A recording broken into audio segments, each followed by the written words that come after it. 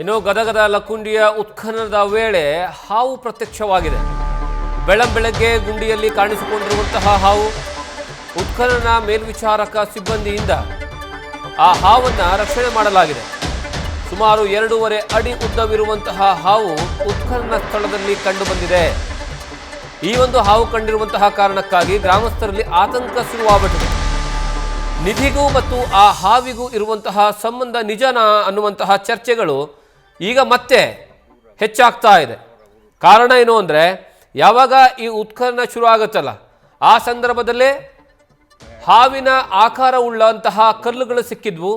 ಆ ಸಂದರ್ಭದಲ್ಲೇ ಬಹಳಷ್ಟು ಚರ್ಚೆಗಳು ಶುರು ಆಗಿತ್ತು. ಇಲ್ಲಿ ನಿಧಿ ಇರಬಹುದು, ಆ ಕಾರಣಕ್ಕಾಗಿ ಆ ಹಾವಿನ ಕಲ್ಲು ಆಕೃತಿ ಇರುವಂತಹ ಕಲ್ಲು ಸಿಕ್ಕಿದೆ, ಕೆತ್ತನೆಯ ಕಲ್ಲು ಸಿಕ್ಕಿದೆ. ಕೇವಲ ಒಂದಲ್ಲ, 2-3 ಕಲ್ಲುಗಳು ಅದೇ ಸೇಮ್ ಹಾವಿನ ಆಕೃತಿ ಇರುವಂತಹ ಕಲ್ಲುಗಳು ಸಿಗ್ತವೆ. ಅದಾದಮೇಲೂ ಸಹ ಉತ್ಖನನ ಕಾರ್ಯ ನಡೆಯುತ್ತೆ.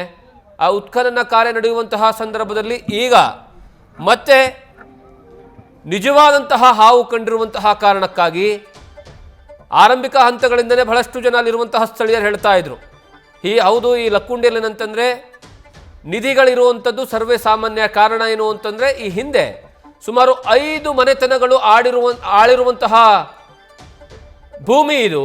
ಇಂತಹ ಜಾಗದಲ್ಲಿ ದಾಳಿಕೋರರು ಬಂದಂತಹ ಸಂದರ್ಭದಲ್ಲಿ ಆ ಒಂದು ಬೆಳ್ಳಿ ಆಗಿರ್ಬೋದು, ಬಂಗಾರದ ನಾಣ್ಯಗಳಾಗಿರ್ಬೋದು ಅಥವಾ ಬಂಗಾರದ ಒಡವೆಗಳಾಗಿರ್ಬೋದು, ಅದನ್ನೆಲ್ಲವೂ ಸಹಿತ ಭೂಮಿಯಲ್ಲಿ ಇಟ್ಟಿರುವಂಥದ್ದು ಸಾಮಾನ್ಯ. ಹಾಗಾಗಿ ಇಲ್ಲಿ ಉತ್ಖನನ ಮಾಡುವಂತಹ ಸಂದರ್ಭದಲ್ಲೇ ಆತಂಕವನ್ನು ವ್ಯಕ್ತಪಡಿಸಲಾಗಿತ್ತು. ಈ ಬಗ್ಗೆ ಹೆಚ್ಚಿನ ಮಾಹಿತಿಯನ್ನು ನಮ್ಮ ಪ್ರತಿನಿಧಿ ಸುರೇಶ್ ಕೊಡ್ತಾರೆ. ಸುರೇಶ್, ಈ ಒಂದು ಉತ್ಖನನದ ಸಂದರ್ಭದಲ್ಲೇ ಈ ಒಂದು ಆತಂಕ ಇತ್ತು, ಹಾವು ಇರಬಹುದು ಅನ್ನುವಂಥದ್ದು. ಈಗ ನಿಜವಾದಂತಹ ಹಾವು ಕಂಡಿರುವಂತಹ ಕಾರಣಕ್ಕಾಗಿ ಏನು ಹೇಳ್ತಿದ್ದಾರೆ ಜನರು ಮತ್ತೆ ಅಲ್ಲಿರುವಂತಹ ಸಿಬ್ಬಂದಿ?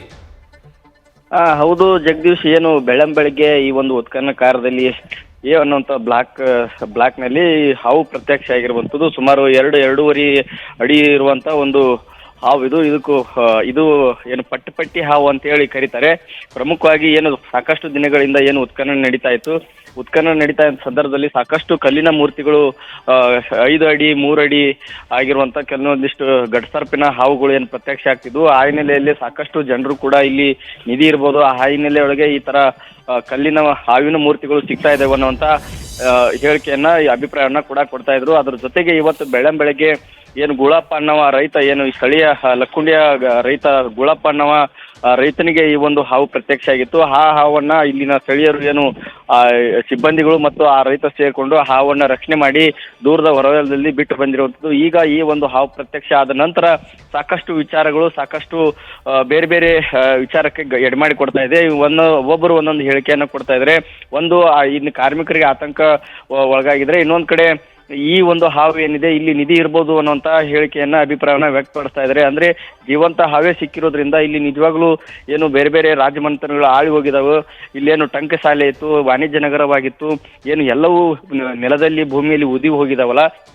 ಹೀಗಾಗಿ ಇಲ್ಲಿ ನಿಜವಾಗ್ಲೂ ವಜ್ರ ವೈಡೂರ್ಯ ಈ ತರ ಚಿನ್ನಾಭರಣ ಸಂಪತ್ತು ಇರಬಹುದು ಅನ್ನುವಂತ ಅಭಿಪ್ರಾಯವನ್ನ ವ್ಯಕ್ತಪಡಿಸ್ತಾ ಇದ್ದಾರೆ. ಜೊತೆಗೆ ಸಾಕಷ್ಟು ಕೆಲವೊಂದಿಷ್ಟು ಹಿರಿಯರು ಕೂಡ ಇಲ್ಲಿ, ನಾವು ಹಿಂದಿನ ಕಾಲದಲ್ಲಿ ನಾವು ಚಿಕ್ಕವರಿದ್ದಾಗ ಇಲ್ಲಿ ಬೇರೆ ಬೇರೆ ಅವಶೇಷಗಳು, ಗುಡಿ ಗುಂಡಾರಗಳು ಇದ್ವು ಮತ್ತೆ ನೋಡಿದೀವಿ. ಮತ್ತೆ ಬೇರೆ ಬೇರೆ ರಾಜಮಂತ್ರಿಗೆ ಸಂಬಂಧಪಟ್ಟಂತ ಬೇರೆ ಬೇರೆ ದೇವಸ್ಥಾನಗಳು ಮತ್ತೆ ಬೇರೆ ಬೇರೆ ಏನು ಅಗ್ರಹಾರಗಳು ಇದ್ವು ಅನ್ನುವಂತ ಅಭಿಪ್ರಾಯವನ್ನ ವ್ಯಕ್ತಪಡಿಸ್ತಾ ಇದ್ದಾರೆ. ಜೊತೆಗೆ ಏನು ಈ ಒಂದು ಹಾವು ಪ್ರತ್ಯಕ್ಷ ಆಗಿದೆ, ನಿಜವಾಗ್ಲೂ ನಿಜಕ್ಕೂ ಇಲ್ಲಿ ನಿಧಿ ಇರಬಹುದು ಅನ್ನುವಂತ ಅಭಿಪ್ರಾಯವನ್ನು ಕೂಡ ವ್ಯಕ್ತಪಡಿಸಿದ್ದಾರೆ. ಒಟ್ಟಾರೆ ಹೇಳ್ಬೇಕಂದ್ರೆ ಇವತ್ತು ಏನು ಜೀವಂತವಾದಂತ ಹಾವು ಏನು ಪ್ರತ್ಯಕ್ಷ ಆಗಿದೆ, ಇಲ್ಲಿ ಸ್ಥಳೀಯರಿಗೂ ಮತ್ತು ಇಲ್ಲಿನ ಸಿಬ್ಬಂದಿಗಳಿಗೂ ಬೇರೆ ಬೇರೆ ವಿಚಾರಕ್ಕೆ ಮತ್ತೆ ಬೇರೆ ಬೇರೆ ಹೂವಾಪೋಗಳು ಕೂಡ ಕಾರಣೀಭೂತ ಆಗ್ತಿದೆ.